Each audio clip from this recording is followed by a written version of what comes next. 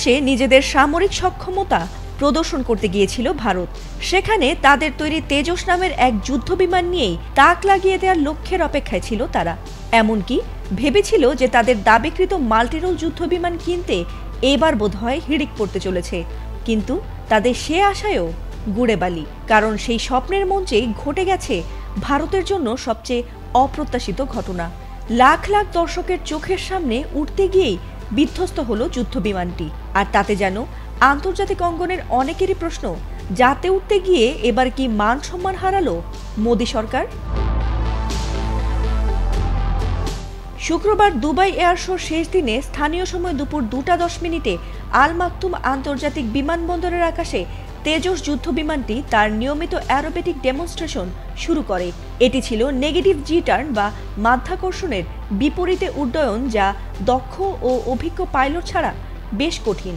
আর এমন কৌশল করতে গিয়েই ঘটে দুর্ঘটনা।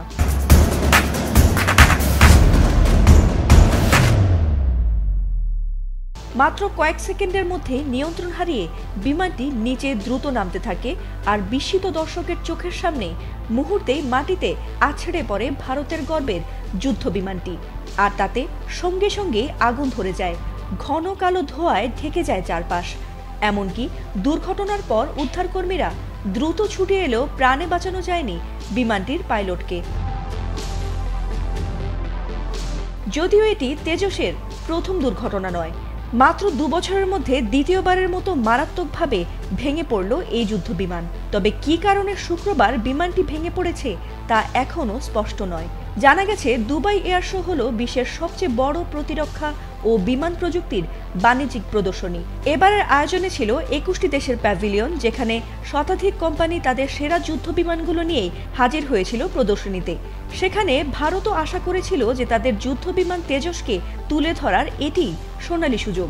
বিশেষ করে বহুদিন ধরে ভারত তেজসের রপ্তানি করার চেষ্টা করছে। কিন্তু এমন দুর্ঘটনা ভারতের প্রতিরক্ষা প্রযুক্তির নিরাপত্তা ও মান নিয়ে প্রশ্ন তৈরি করবে বলেই মনে করছেন বিশ্লেষকরা। ফাতিমা সুলতানা, এটিএন বাংলা।